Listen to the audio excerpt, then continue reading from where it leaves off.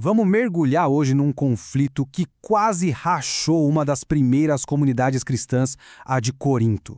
É fascinante ver como o apóstolo Paulo lidou com uma divisão que vinha, de dentro para fora e ameaçava destruir tudo. Olha só o nosso caminho. A gente começa vendo a igreja em crise, depois entende o diagnóstico do Paulo, que é bem surpreendente, aliás. Daí, a gente vê como ele vira o jogo falando de servos, não de mestres, usa umas metáforas geniais e fecha com a ideia da igreja como templo de Deus. Bora lá? Então, vamos começar pelo começo, né? Para entender a solução que o Paulo apresenta, a gente precisa primeiro sentir o tamanho do problema que estava rolando lá em Corinto. E não era uma briguinha boba, não. A coisa era séria. Os sintomas eram bem claros, olha só. Ciúmes, brigas e o resultado? Divisões. A igreja estava se partindo em torcidas, sabe? Eu sou do time do Paulo, eu sou do time do Apolo. E isso estava quebrando a unidade que era para ser a base de tudo. E o Paulo vai na raiz do problema.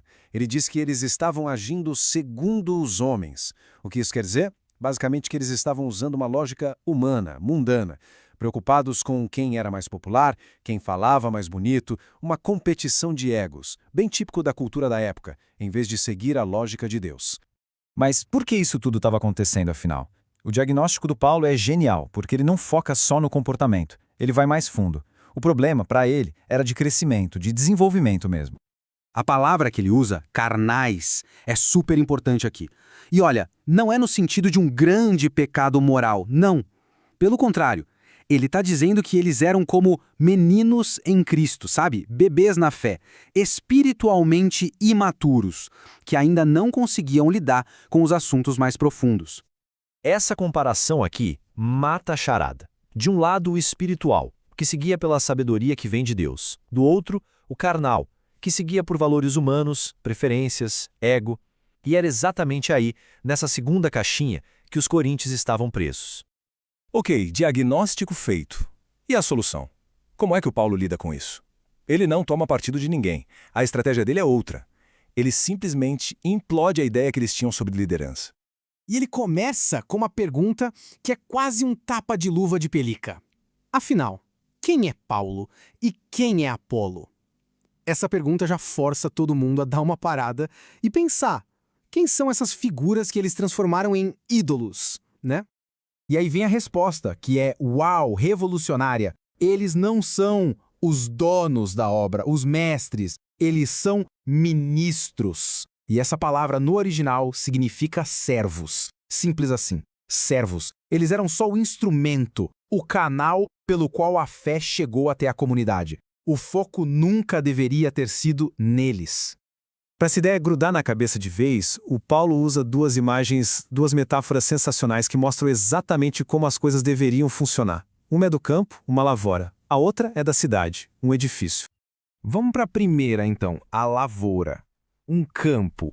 A ideia aqui é, gente, a comunidade não é um ringue de luta para ver quem é o melhor. É um campo de Deus, um projeto de plantio, onde o que importa é o crescimento, não quem leva o crédito. E essa frase resume tudo. Eu plantei, Apolo regou, mas Deus é quem deu o crescimento.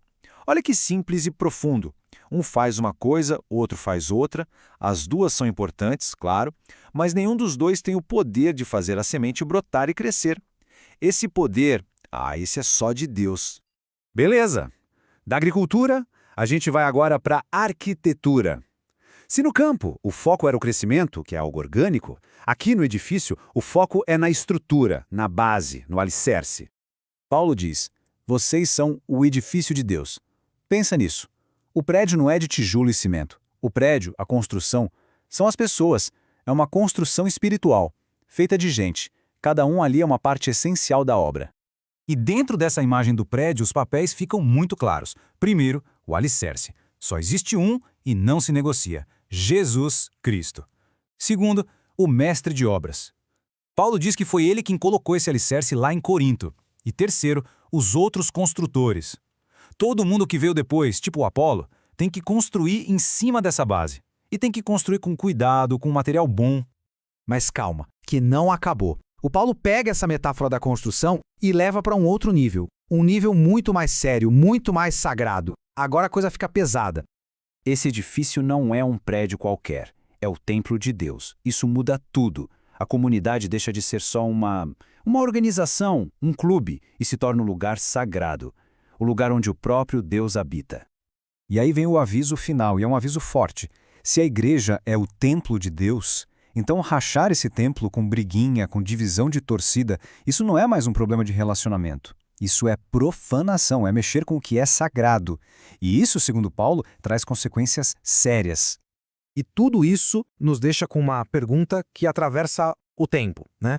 Tão importante hoje quanto era lá em Corinto, sobre qual alicerce nós estamos construindo nossas comunidades, nossos ambientes de trabalho, nossos relacionamentos, aquilo que a gente faz, que a gente fala, está servindo para unir, para fortalecer a construção, ou está virando uma marreta que causa divisão e destrói algo que deveria ser sagrado?